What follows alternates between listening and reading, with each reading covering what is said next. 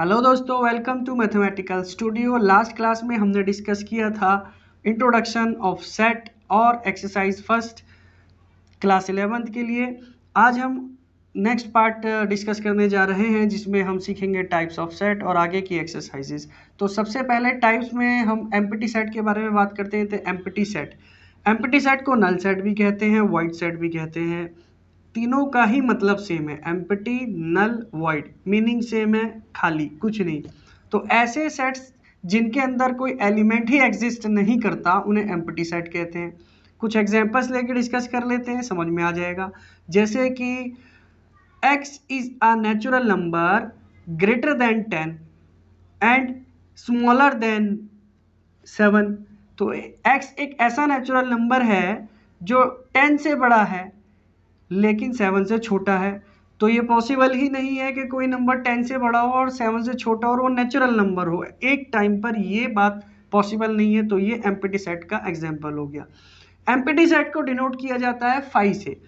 Phi एक symbol है जिससे एम्प्टी सेट को डिनोट किया जाता है, और कभी भी फाई को ब्रेसिस में नहीं रखते जब तक कि वो किसी सेट का एलिमेंट ना हो। आगे डिस्कस करेंगे। बस अगर कोई एग्जांपल एम्प्टी सेट का है तो उसको सिंपल फाई लगा के छोड़ देंगे। तो यहाँ पर आएगा a is equals to phi, that's it. यहाँ कोई ब्रेसिस नहीं लगते। एक और एग्जांपल ले लेते हैं, x is negative natural number, हो ही नहीं सकता। तो ऐसे बहुत सारे एग्जांपल्स हैं। एक और एग्जांपल मैं बता दूं, a student studying in both class 9th and class 12th। तो 9th और 12th में किसी स्कूल में एक साथ कोई स्टूडेंट नहीं पढ़ सकता। तो ये भी एक एम्प्टी सेट का एग्जाम्पल है। तो इस तरीके से एम्प्टी सेट को हम पढ़ करके अगर कोई एलिमेंट एग्जिस्ट ना करे तो इजीली लिख सकते हैं। That is the example of empty set. इसी तरीके से आगे है फाइनाइट और इनफाइनाइट, फाइनाइट सेट्स और इनफाइनाइट सेट। फाइनाइट सेट क्या होता है? ऐसे सेट जिनमें डेफिनेट नंबर ऑफ एलिमेंट्स हो। डेफिनेट नंबर ऑफ एलिमेंट्स, या तो वो एम्प्टी हो, वो भी फाइनाइट का ही एग्जांपल हो जाएगा, या फिर उसमें फाइनाइट नंबर ऑफ एलिमेंट्स हो। For example, let a is equals to braces start x such that x is a natural number less than 100। इसको हम अगर सेट बिल्डर फॉर्म में से रोस्टर फॉर्म में कन्वर्ट करेंगे तो a is equals to braces में 1 2 3 सो ऑन 99 तक लिख देंगे। स्मॉलर देन 100 अगर है तो स्मॉलर देन, तो डेफिनेट नंबर ऑफ एलिमेंट्स हो गए। तो ये आपका एग्जांपल हो गया फाइनाइट सेट का। यानी कि अगर कोई और एग्जांपल दे दें कि set E is equals to 2 4 7, that's it. यानी कि एंड हो रहा है, कहाँ पर एलिमेंट एंड हो रहे हैं वो हमें मालूम है, तो फाइनाइट सेट्स कहलाते हैं। और इनफाइनाइट सेट्स क्या होते हैं? जिनमें इनडेफिनेट नंबर ऑफ एलिमेंट्स हो। जैसे कि a is equals to X such that x is a natural number. अब मैं कोई लिमिट ना बोलूं तो नेचुरल नंबर कहीं तक भी हम सो ऑन करके लिख सकते हैं। x such that x square is greater than 2। इस तरीके के एग्जाम्पल्स हम इनफाइनाइट सेट्स में दे सकते हैं। तो बहुत सिंपल सा कंसेप्ट है। उसके बाद नेक्स्ट है इक्वल सेट। इक्वल सेट्स तो बहुत सिंपल सी डेफिनेशन है, the sets which have exactly same elements. Exactly same elements होना जरूरी है। कई बार क्या होता है कि एक सेट दिया हुआ है, सेट ए 1 2 3 4, एक सेट दिया हुआ है set B A B C D, तो ये इक्वल नहीं हो सकते क्योंकि नंबर ऑफ एलिमेंट सेम होने से बात नहीं है। अगर एग्जैक्टली सेम एलिमेंट है तभी वो सेट्स इक्वल हैं।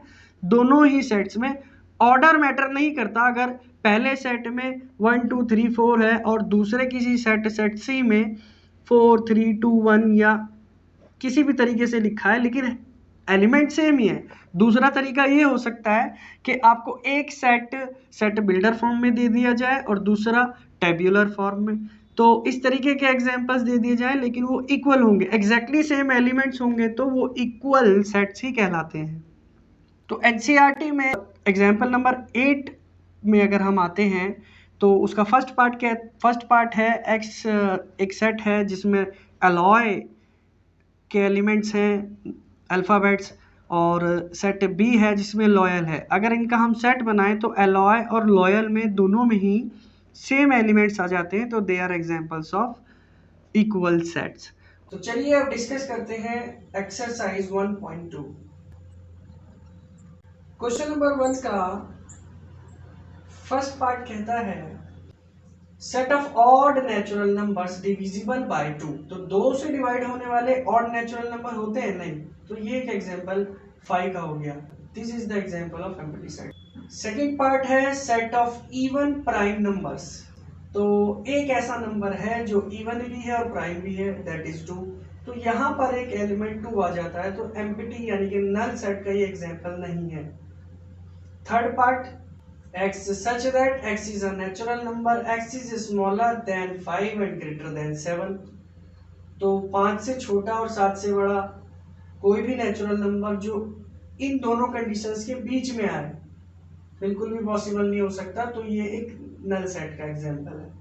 फोर्थ पार्ट कहता है y such that y is a point common to two parallel lines। तो 2 पैरेलल लाइंस पर कोई कॉमन पॉइंट नहीं हो सकता, तो ये भी एक नल सेट का एग्जांपल है। अगर लाइन पैरेलल निकल जाएंगी तो कॉमन पॉइंट कहाँ हुआ, तो इंटरसेक्टिंग लाइन में कोई पॉइंट कॉमन होता है और लाइन हमेशा स्ट्रेट होती है, तो it is null set.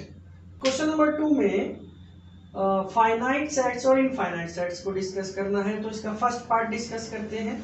The set of month of a year, एक साल के जो भी मंथ है काउंटेबल है तो फाइनाइट है, लिमिट है तो फाइनाइट है, तो फर्स्ट पार्ट फाइनाइट हो गया। सेकंड पार्ट देखिए 1 2 3 और सो ऑन कर दिया, तो ये इनफाइनाइट के एग्जांपल है। थर्ड पार्ट है 1 2 3 फिर उसके बाद सो ऑन करके 100 है, तो ये एग्जांपल तो सिंपली फाइनाइट का है क्योंकि हमें एंड 100 पर हो रहा है, 1 से शुरू होकर नेचुरल नंबर्स हैं, तो this is the example of finite set. Fourth part है पॉजिटिव इंटीजर का सेट्स ग्रेटर देन 100। तो बहुत सारे हैं जो 100 से बड़े हैं, पॉजिटिव है, इंटीजर है, तो इनफाइनाइट की कैटेगरी में आता है, इसका आंसर इनफाइनाइट होगा। नेक्स्ट पार्ट है set of prime number less then 99। 99 से कम जितने भी प्राइम नंबर्स हैं उन सबको लिखना है, तो ये फाइनाइट की कैटेगरी में आ जाएगा, आप इजीली लिख सकते हो। क्वेश्चन नंबर 3 में भी हमें सेम ही चीजें करनी है, यानी कि फाइनाइट सेट और इनफाइनाइट सेट्स के बारे में बताना है। फर्स्ट पार्ट कहता है lines parallel to X axis. X axis के पैरेलल कितनी भी लाइनें, आप इनफाइनाइट नंबर ऑफ लाइंस बना सकते हो ग्राफ पर, infinite numbers of line x axis के पैरेलल हो सकती है, तो ये इनफाइनाइट सेट का एग्जांपल हो गया। The set of letters in English alphabet, यानी कि A to Z तक इन सब का सेट बनाना है, तो ये तो फाइनाइट का एग्जांपल है। 26 लेटर्स होते हैं इंग्लिश अल्फाबेट्स में, तो फाइनाइट सेट हो गया।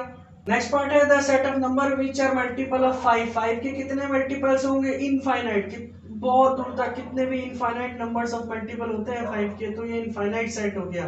फोर्थ पार्ट कहता है the set of animals living on earth. Earth पर कितने एनिमल्स रहते हैं, इनफाइनाइट, ये भी इनफाइनाइट का एग्जांपल है। Set of circles passing through origin. तो ओरिजिन से पास होने वाले सर्कल्स कितने हैं, इनफाइनाइट है, ये भी इनफाइनाइट का ही एग्जांपल है।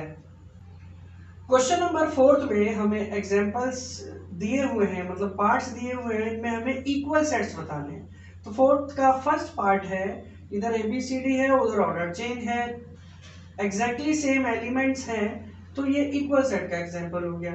सेकंड पार्ट में देखिए उधर 16 और इधर 12 डिफरेंट एलिमेंट्स हैं, तो ये एग्जांपल इक्वल सेट का नहीं है, एग्जैक्टली सेम एलिमेंट्स नहीं है, तो A is not equals to B। Third part में आइए 2 4 6 8 10 आगे सेट बिल्डर फॉर्म में बता दिया है, तो बिल्कुल इक्वल है, एकदम एग्जैक्टली सेम आ रहे हैं। Part number 4 A is multiple of 10 और B के अंदर आप देखिए मल्टीपल ऑफ 10 नहीं है, वहां 15 भी मौजूद है। एक भी अगर एलिमेंट एग्जिस्ट नहीं करता, दोनों में एग्जैक्टली सेम नहीं है, तो इक्वल का एग्जांपल नहीं है, यहाँ पर भी A is not equal to B होगा। तो इसी तरीके से क्वेश्चन नंबर 5 और 6 भी आप ट्राई कीजिए, और अगर उनमें करने में कोई, उनको सॉल्व करने में कोई मुश्किल आती है तो मुझे कमेंट सेक्शन में बताएं, मैं आपको वो भी सॉल्व कराता हूँ नेक्स्ट पार्ट में। तो आज की वीडियो में फिलहाल इतना ही। अगर हमारी वीडियोस आपको पसंद आए तो सब्सक्राइब कीजिए हमारा चैनल